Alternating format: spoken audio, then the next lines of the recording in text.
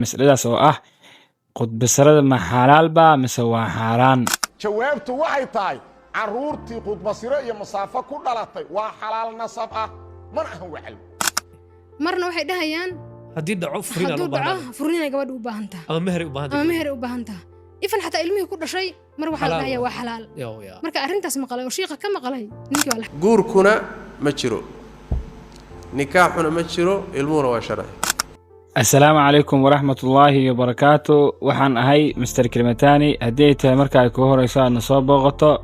وادكم هاسنتهاي بغشد هذا كستمر كينا هردات هاينا وادكم هاسنتهاي لجويتان كاغا ما انتو وحا ميسك سارن او سيدي ورقد عمل او جحجاح دونا عرين لبنيال ايويهين كبدها صوماليات عرينتاس او عرينتا قد بسرد gabadhan ay u jeedaan waxa lagu magacaabaa Naciimo Maxamed Daahir waxay dibana u ahayd in ka badan 5 sano nin ay qudbasarada sameysay ninkaas oo gabadha u sheegay in uu geyn doono dalka Mareykanka marka qudbasarahani waxaan ma aaminsanin hatta inuu guriga kama aaminsanin xaraan baa u haystay haddana saas ay tahay maadaama uu ugu qanciyay uuna yiri waa ku dhoofinaya ku jiidaya waa ka ogolaaday arrintaas oo noqotay mid been abuur ah ama mid been ah taas qorshahan uu ahaa in iyada lagu soo xirgeliyo uusan ahayn qorshe sax ah wax isla meel dhigano xataa waa ku jiidaya soo ku jiidtii iyo buufiskii waxaan dhanba been bay ahaayeen waxaan dhanba process waxay ahaayeen la rabay la aniga in lagu lugeeyo bas soo asaga waa ku lugeyn karaan adeerka ku lugeeyo adeerka waxba lama ogeyn okay adeerka nisu waa la siray adeerka laftiisa waa la siraa sidoo kale gabadhan waxay sheegtay in ay codsanayso codkeeda in uu gaaro culimada mas'alada jahwareerka keentayna ay jawaab cad ay u soo bixiyaan mas'aladaas oo qudbasarada ma xalaal ba mise waa xaraan horta waxaan rabaa codkayga in culimada gaaro waxaan horta ma guurba oo ninkaas hadda ma i qaba mise ima qabo okay oo qudbasaradaas hadduu i qabana dee وين أسكفر بين قنيسان إهل كيسي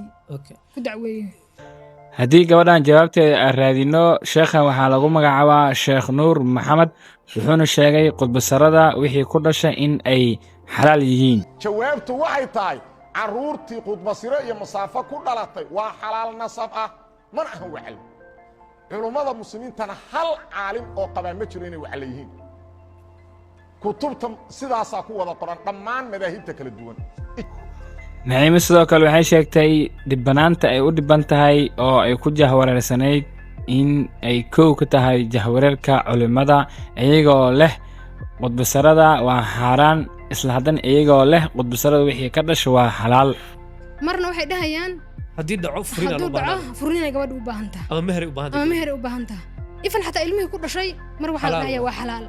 marka arrintaas maqalay oo sheekha ka maqalay ninkii waa Naciimo markii dambe waxay ku kalifnaatay ama ay ku qasbanaatay ninkii 2020kii qudbasarada ay la sameysay in ay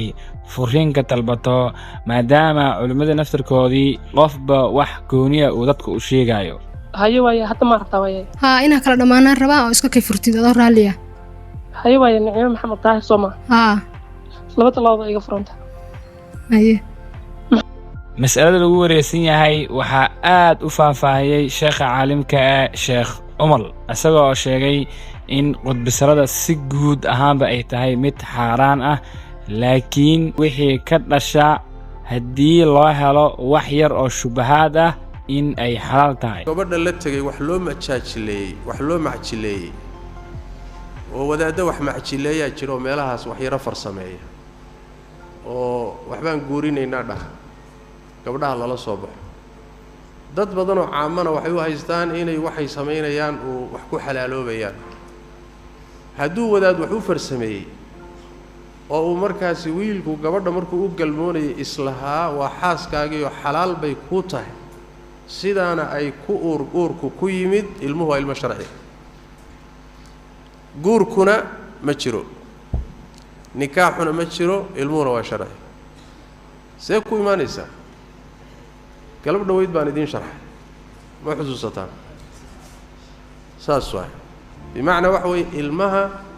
إن للسجو نصب لو سجو أو قرعني ماذا لقى إلى وحلور رادينا يا وحيرو الشبهاء لور رادينا وحين كوصل يسنتها أبها المها ندلي أما بيها لها hadduu rumaysan yahay markuu u galmoonayay inay xalaal u tahay intaasaa waxay ku filan tahay inuu ilmuhu abtir helo oo sharci noqdo haddii markuu u galmoonayay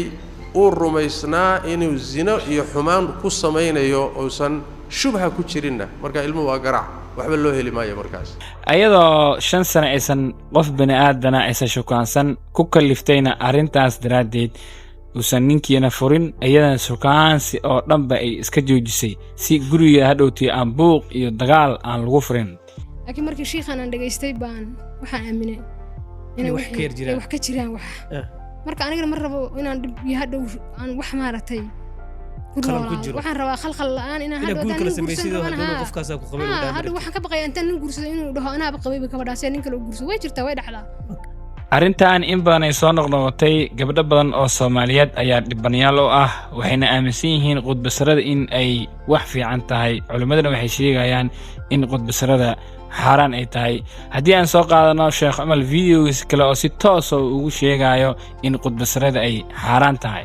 gabadhani waxay leedahay assalaamu calaykum sheekh waalidkay oo ni ogeyn ayaan wiil ismehir xadnay kadib annagoon waxba na dhexmarin ayaan ogaaday inuu meherku saxsanayn waan kala hadhnay hadda ayaan rabaa wiil kale inaan si xalaal ah u guursado marka kii hore ma warqad la dhaho waraqatu tafriiq ayaan ka qaadanayaa kii hore haddaan sidaa ku guursado aan warqadda qaadan sidaa ku guursado guurkayga dambe ma ii xalaalba sidaan marar badanba soo tilmaannay guurka qarsoon ee la yidhaahdo muxuu ahay khudbasireedka ama loo yaqaano muxuu ahay meherxadka loo yaqaano waa baatil waaye waxba kama jiro binasi xadiidi rasuulillahi sal alla alay wasalam isla culimada ayaan ku jirnaa waxaan soo qaadanaynaa sheekh lagu magacaabo Sheekh Xasaan asagana wuxuu leeyahay qudbasarada si guud ahaanba waa xaraan haddii xaggan cadaad liya bilxaqraad ka soo fijistana meel u dhaxaysa dharaay iyo agteeda ayadna wax lagu kala toortaa hawlahaas hawlihii waa hore ugu dambeysay marka hawshaas sal ma laha masaafatul qasri baan daliil lahay ilaa marxalatayn baan daliil lahay waa furuuc mabniya calaa usuulin muhdama ayadoo waxba ka jirin laguna banaysanayo furuuj iyo abdac musiibo weyn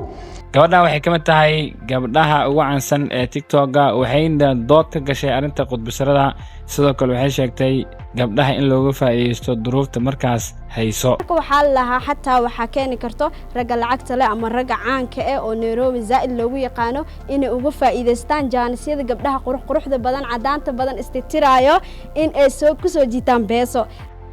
sheekada oo dhan waxaa soo gabagabeeyay sheekha caalimka Sheekh Dirir wuxuuna sheegay qudbasarada in ay xatooyo tahay jawaabtan wuxuu ku soo celiyay dadkii su'aasha weydiiyay wuxuuna yiri haddii qofta la meher xado wixii la xado waa xaraan wax la xado xalaal ma jiraan uu yiri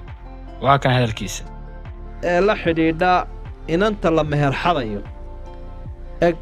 su'aasha maxaa ku jira waxa ku jira meher xadka Soomaa meher xad baa la yiraahdaa Soomaa xatooyadu ma xalaal ba mise xaraan hadaaba ka jawaabay hadaba waxaad tidhi waa meher xad baad tidhi meher la xaday wuxuu la mid yahay xoolo la xaday ma xalaal ba mise waa xaaraan meher la xadayna waa xaaraan adaaba ka jawaabayba khalaas mar haddii xoolihii la xaday xaaraan noqdeen dadkii la xadayna wuu ka sii daran